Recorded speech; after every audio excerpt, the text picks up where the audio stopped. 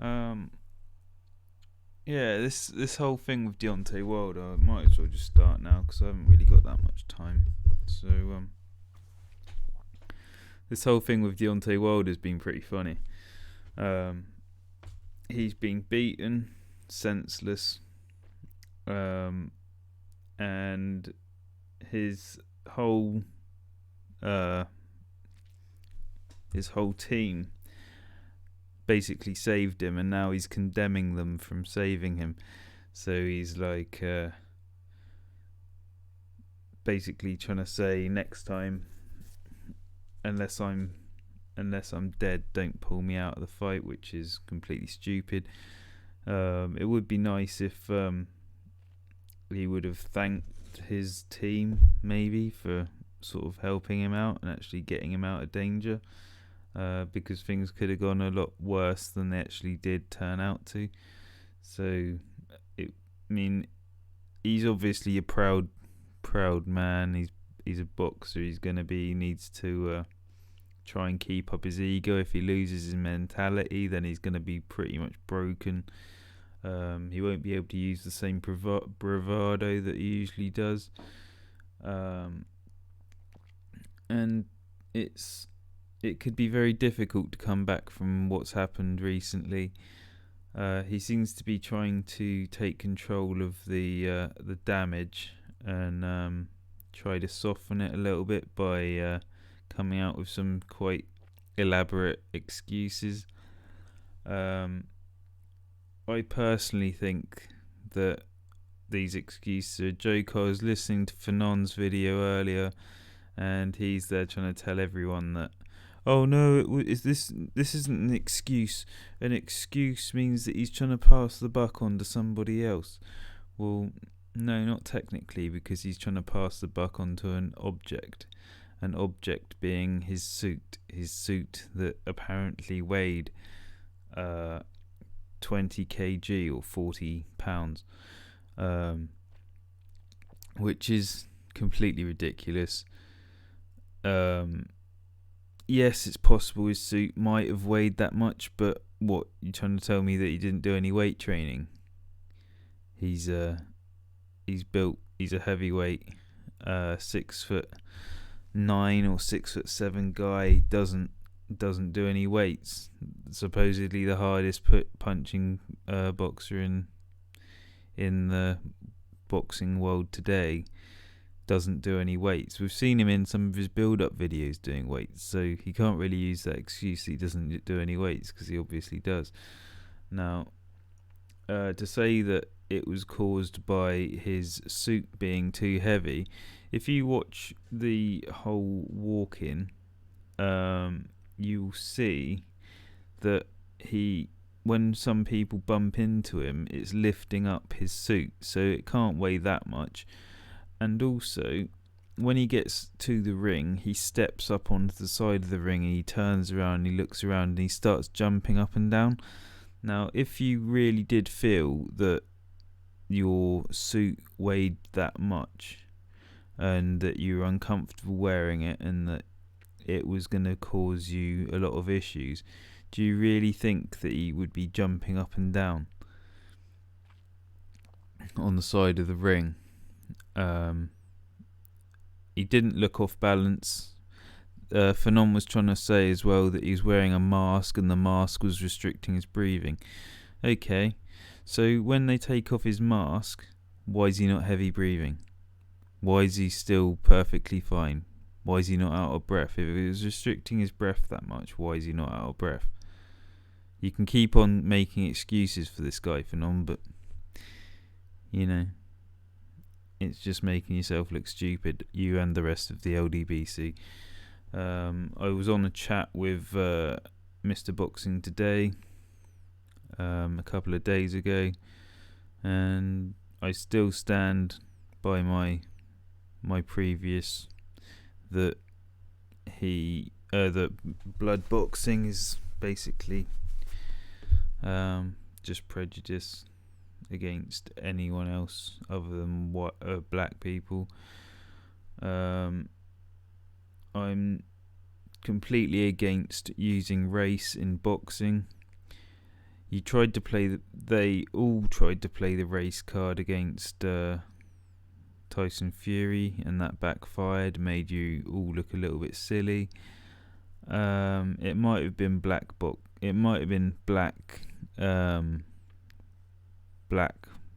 What is it? Black Week or Black Month or something? Black History Month.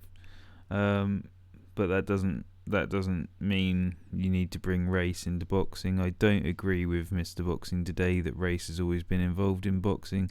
Race is something that should be kept out of boxing. It doesn't matter what colour you are. It doesn't matter where you're from. If you can box, you can box. So realistically, yeah, I don't agree with quite a lot of the stuff that you've been saying and trying to put out and trying to drive some narrative that really means nothing to boxing. So back on the topic, Deontay Wilder, it says no excuses when he's in the ring. Within a few minutes he's already blaming his legs. Would this be his legs that he was perfectly fine with when he was in the first and second round, and then he took a jab in the first round, a really hard striking jab? It caught him. He looked like it shook him to the core. He retreated from that one. In the second round he took another striking jab, and he sort of backed up, and then when Fury threw another punch, he just sort of didn't even bother blocking. He just sort of leant back and looked like he was completely off balance by that point already. People were saying that they thought that his legs didn't look right. Well, his legs never look right. He's quite a stringy guy that doesn't... His movement, he doesn't really have much movement. He can jump, yeah. He can jump. He can launch himself into a punch. But realistically, he isn't built for... he hasn't got the conditioning that you should really have as a boxer. And I believe that Tyson Fury has his number. I cannot see any way in this rematch that he's asked for that he is going to be able to get around the fact that Tyson Fury has his number. This fight was basically like the continue of the previous fight, starting from the 12th round. In the 12th round, Tyson Fury got knocked down. He got knocked out. He sprung back to life, got up, and then from that point on, he completely schooled Deontay Wilder, and it carried on in this fight. He has Deontay Wilder's number. There's not going to be a great deal that Deontay Wilder's going to be able to do. And this next fight, this Tyson Fury Deontay Wilder 3, is really going to damage Deontay Wilder's credibility. And Deontay Wilder needs to take some time away, just try and build himself back up, try and gain some skills and some kind of knowledge on how to counteract Tyson Fury's onslaught, because now some people have seen that weakness in Deontay Wilder. Everyone's going to use it against him.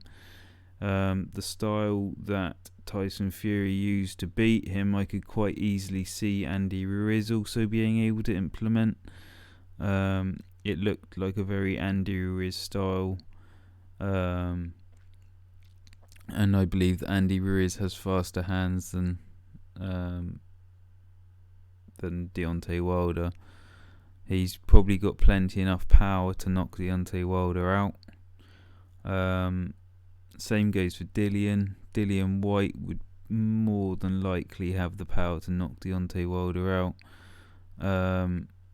And but the problem is with those two is they're a lot shorter, so that might counteract their ability to get close enough to land the big punches. But they're both quite pressure fighters. They'll both put it on Wilder, and if they're not willing to move back, like Andy Ruiz wouldn't move back if Deontay Wilder was in the ring with him, they'd just keep on walking him down, and Deontay Wilder isn't quite so good on the back foot. Andy Ruiz, if he came in shape, not like the second Joshua fight, I believe he would give Deontay Wilder quite a lot of trouble. I think it would be a good training match for Deontay Wilder if he wanted to prepare for Tyson Fury. They might not have the height, but he'll have the aggressive style, he'll have the come forward style, he'll be able to sort of gauge some kind of experience and gain some kind of ability if he uses it for training for Tyson Fury. But yeah, Deontay Wilder, he's probably going to need to get some Red Bull for his next fight, because I mean, if he can't hold up 20 kg suit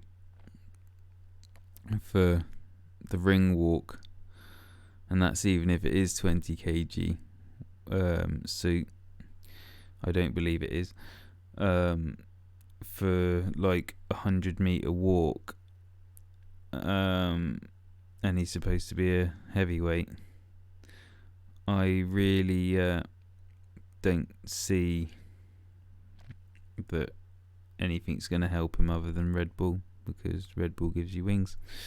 So I heard a few of his fangirls saying this is why they should come up with another division, a super heavyweight division for the big guys, the monsters like Tyson Fury, and we should have Deontay Wilder in a lower division where he's not against these people. So what, you want to put Deontay Wilder in easy fights with like light heavyweights? Why not just get Deontay Wilder to drop a few extra pounds off and drop down to cruiserweight, and then there he is. Then he's got his he'll have his heavyweight. Get Deontay Wilder moved down to cruiserweight or something. But him staying at super heavyweight, or this super heavyweight that they're talking about, it's not really going to do him any favours. And it's making them look increasingly stupid by even trying to pull that one. We want to see Deontay Wilder versus all of the top people. We don't want him to retire. We want to see him against the likes of Anthony Joshua, Andy Ruiz, Tyson Fury, and Dillian White, and even some of the new upcoming people like Dubois and Hrgovic and Ajagba, and I think Deontay Wilder's a great test for a lot of people. It was going to take those kinds of fights for the new upcoming people to be able to test themselves against the last generation of heavyweights. If that generation of heavyweights just disappear, people are always going to throw comparisons in the air and try to say, oh well, this person would never have beaten this person. So realistically, we need him to stick in there. But trying to say that we need another division so that he doesn't have to fight Tyson Fury again, or is a bit ludicrous, and they should really be ashamed of themselves for even suggesting it. But as for the rest of his fangirls, they just need to shut up, accept what's happened, and we should all really be campaigning for Undisputed, but we're going to get a third fight. It's basically going to be a waste of time, because we're pretty sure, unless Wilder's always going to have that puncher's chance. So yes, Wilder is going to stand a chance. He could catch Tyson Fury, but I think from what we've seen this time, it's very unlikely that it's going to happen. Tyson Fury will have his number. He'll know what to do, and unless he gets caught by something lucky, it's just taking the piss now. We have K Siderman stuff in the building. How's it going?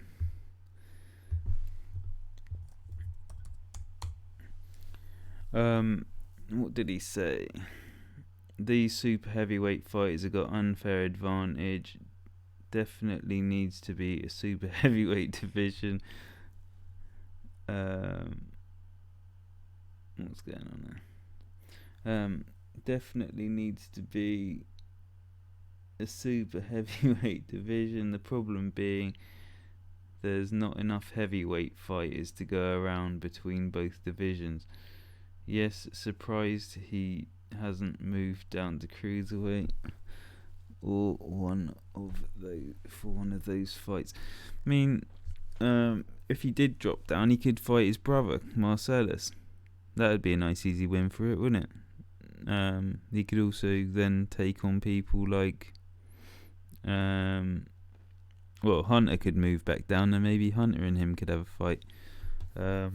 If he's lucky, he could get a fight with some middleweights. I mean, anything can happen. He could have another fight with Spilka. Spilka's moving down to either light heavyweight or cruiserweight again, so we could see another Deontay Wilder Spilka. Now that K Siderman stuff says now that O has gone, he might drop the arrogance, and we might get some better fights out of him now. I can agree with that. He does have to change his mindset now, because he has lost that O. So he's not going to see himself as being invincible. He can try and play the whole it was the weighted suit, but no one's really falling for that shit. So I mean, he could move down to cruiserweight. He's not far off it. But I would prefer him to stay in the heavyweights as a tester for like Dubois and the upcoming heavyweights. Without the belts, he will become a new Ortiz. No, I still see him as being more dangerous than Ortiz. Ortiz is a bit old, but Ortiz, Povetkin, they're the sort of like the last generation. It would be nice if, I mean, let's face it, Deontay Wilder's not going anywhere. He's still going to remain in the top 4 or 5, at least for now.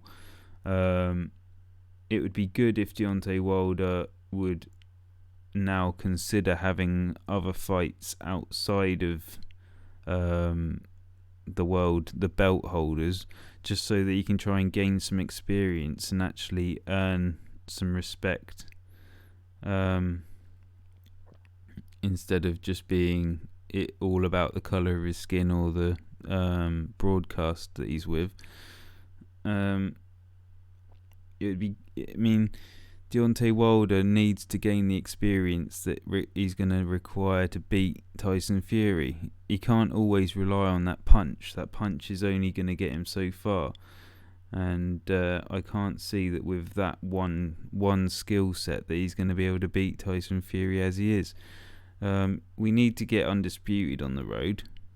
That's one thing we need to do, and that's what everyone wants. So, I remember when the moment that Joshua lost, all the LDBC lot, Mr. Boxing Today, and a few of the others were basically trying to say, forget Anthony Joshua, jump in with Wilder and give Wilder a fight.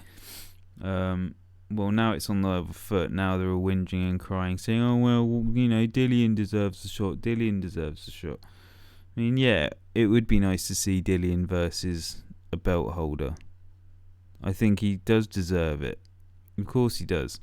But at the end of the day, Undisputed needs to happen. And we're only going to get one shot. And the moment, say, PBC did manage to get that belt back, we're never going to see Undisputed.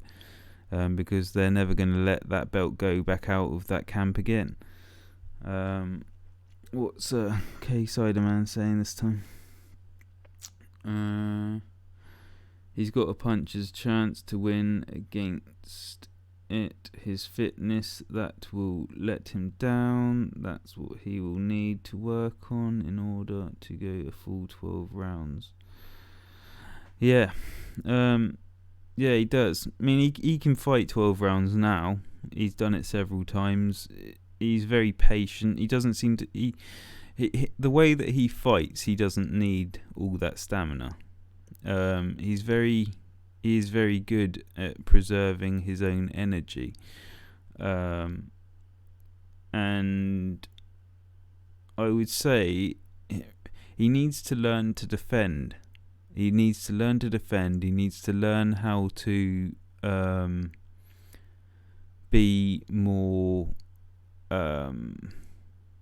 offensive in retreat, I guess. How to fight on an onslaught. How to return fire on an onslaught whilst moving backwards.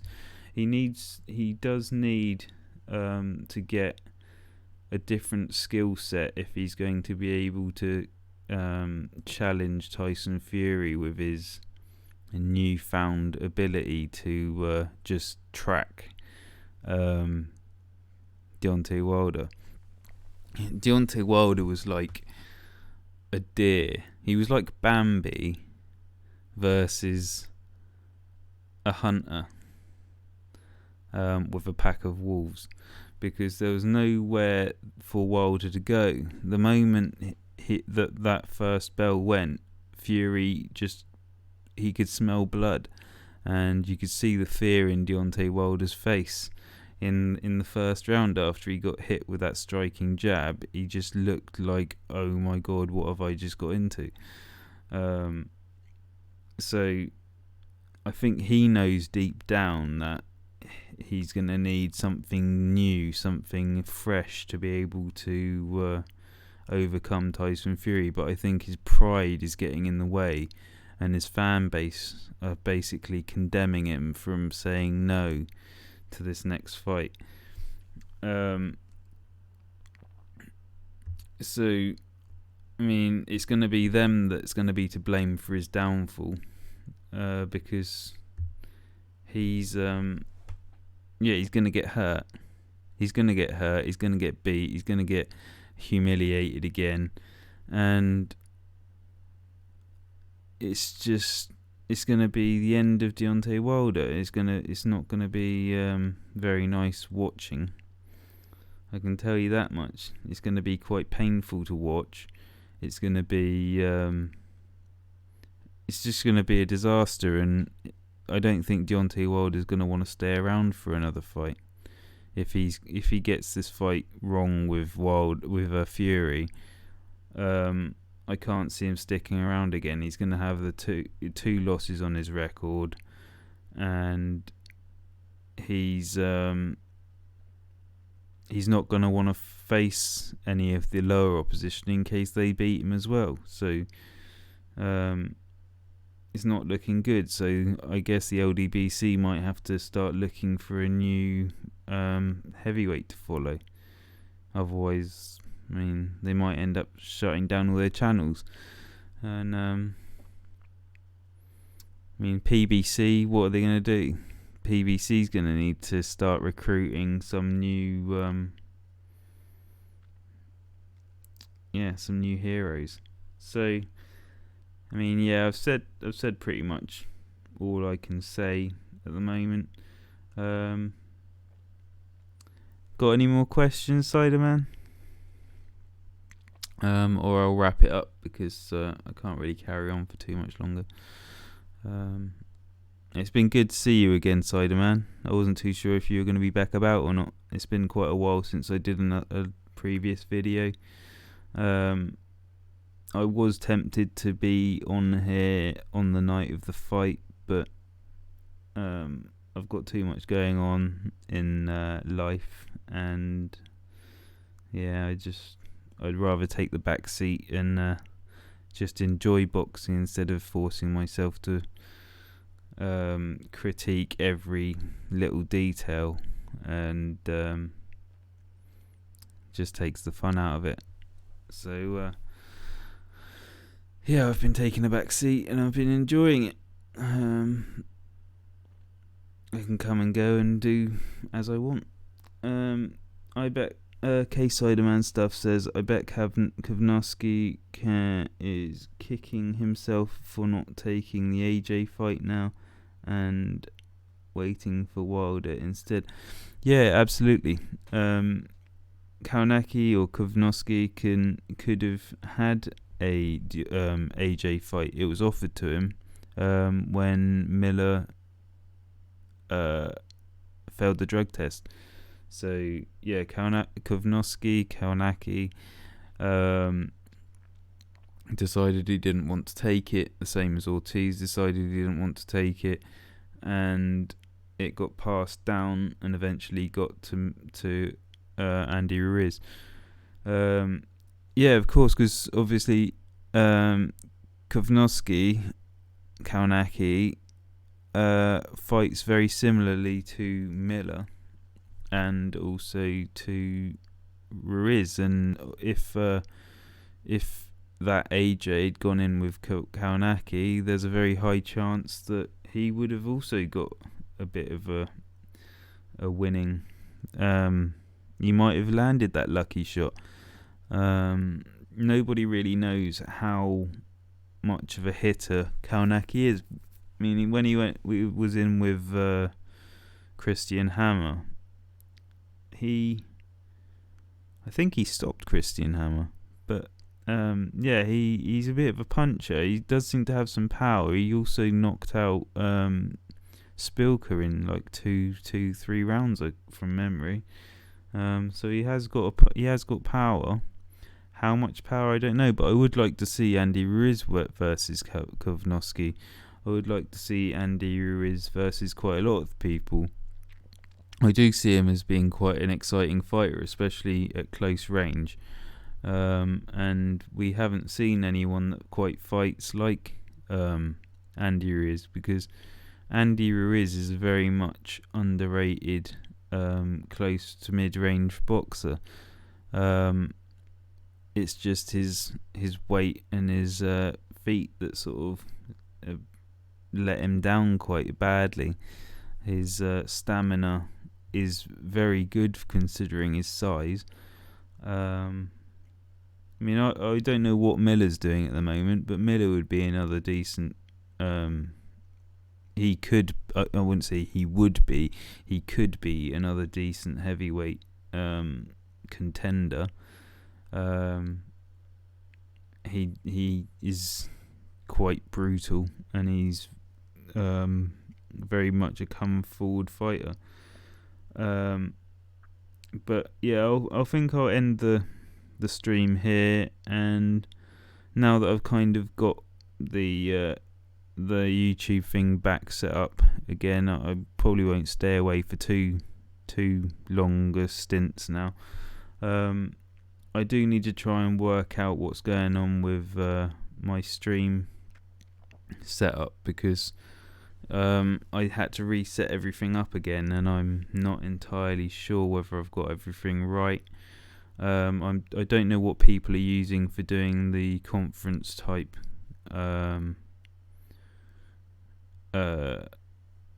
meetings, gatherings, whatever you call it. Like Can't remember.